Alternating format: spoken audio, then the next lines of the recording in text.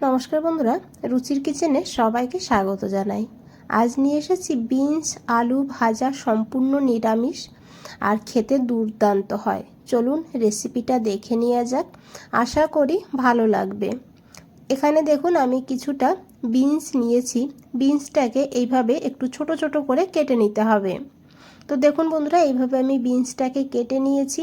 এখন এই বিনসটাকে খুব ভালো করে ধুয়ে নিতে হবে। এখানে বিনসের সঙ্গে নিয়েছি দুটো ছোট সাইজের আলু, বড় হলে একটা নেবেন।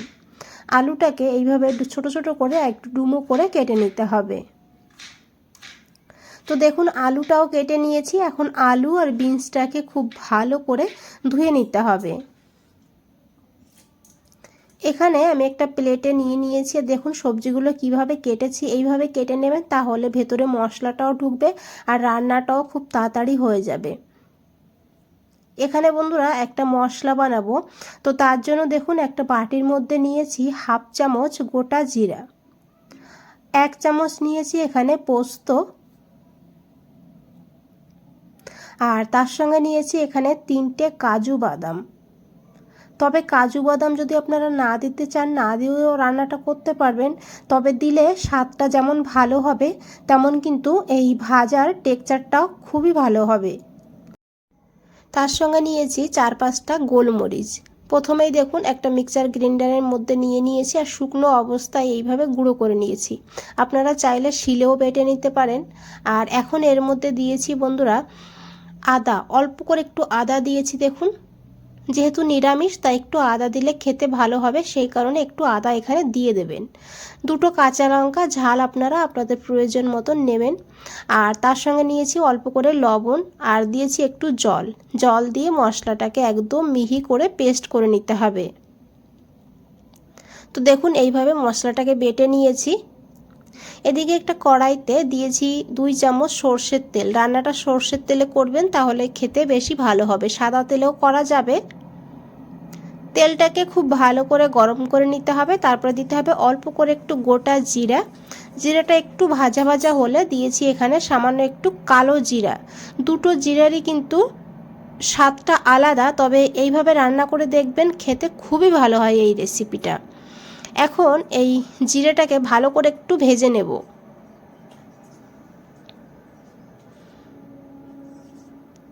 তো দেখুন এখানে জিরা ভাজার সুন্দর গন্ধ বেরিয়ে গেছে।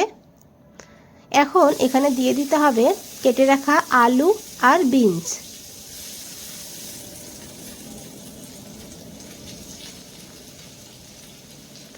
এখন আলু আর বিনসটাকে ভালো করে 2-3 মিনিট এইভাবে ভেজে নিতে হবে।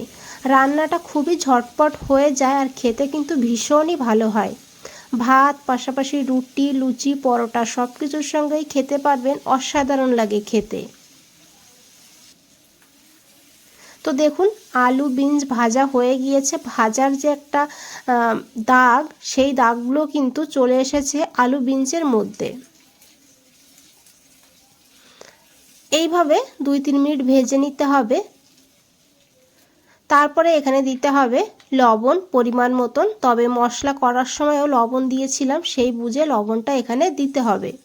দিয়েছি এখানে অল্প করে একটু হলুদের গুঁড়ো, আর তার সঙ্গে অল্প করে একটু কাশ্মীরি লঙ্কার গুঁড়ো। 1/4 চামচ মতন দিয়েছি হলুদের গুঁড়ো আর কাশ্মীরি লঙ্কার গুঁড়ো। এতে কিন্তু কালারটা ভালো হবে, ঝাল হবে না। আপনারা চাইলে এখানে ঝাল লঙ্কার গুঁড়ো একটু দিতে পারেন। এখন খুব ভালো করে মিশিয়ে নেব। গ্যাসের ফ্লেমটা একদম লোতে রাখতে হবে। তারপরে ঢাকা দিয়ে 2 মিনিট রেখে দেব। 2 মিনিট পর ঢাকনাটা খুলে নিয়েছি। এখন একবার খুব ভালো করে মিশিয়ে নিতে হবে। বন্ধুরা রেসিপিটা ভালো লাগলে অবশ্যই একটা লাইক করে দেবেন, চ্যানেলটাকে সাবস্ক্রাইব করে পাশে থাকবেন, আর ফেসবুক থেকে দেখলে পেজটাকে ফলো করে দেবেন। তো দেখুন এখানে আমি দিয়ে দিয়েছি সেই বেটে রাখা মশলাটা, আর জার ধুয়ে এখানে সামান্য একটু জলও যোগ করে দিয়েছি। এখন খুব ভালো করে মিশিয়ে নেব। তারপরে ঢাকা দিয়ে 5 মিনিট লো ফ্লেমে রান্না করে নেব। 5 মিনিট পর বন্ধুরা ঢাকনাটা খুলে নিয়েছি। দেখুন কতটা লোভনীয় লাগছে, আর মশলা থেকে পুরোপুরি তেল ছেড়ে দিয়েছে। আর দেখে বোঝাই যাচ্ছে মশলাগুলো ভালোভাবে আলু বিনসের সঙ্গে মিশে গিয়েছে, আর সিদ্ধও কিন্তু এখানে হয়ে গিয়েছে আলু। এখন এখানে আমি কয়েক দানা চিনি যোগ করেছি। এটা পুরোপুরি অপশনাল, আপনারা দিতে না চাইলে না দিয়েও রান্নাটা করতে পারবেন। তবে যেহেতু নিরামিষ তাই সামান্য একটু দিয়েছি, টেস্টটা সুন্দরভাবে ব্যালেন্স হবে সেই কারণে। খুব ভালো করে মিশিয়ে নিয়েছি। এখন এখানে দিয়েছি একটু ধনেপাতা কুচি। যেহেতু শীতের সময় তাই ধনেপাতাটা কিন্তু খুব সহজে বাজারে পেয়ে যাবেন কম দামে। একটুখানি দিয়ে দেবেন, সুন্দর একটা ফ্লেভার হবে। দিয়ে খুব ভালো করে মিশিয়ে নিতে হবে। তো এখানে বন্ধুরা আমাদের আলু আর বিনস ভাজা একদম রেডি হয়ে গিয়েছে।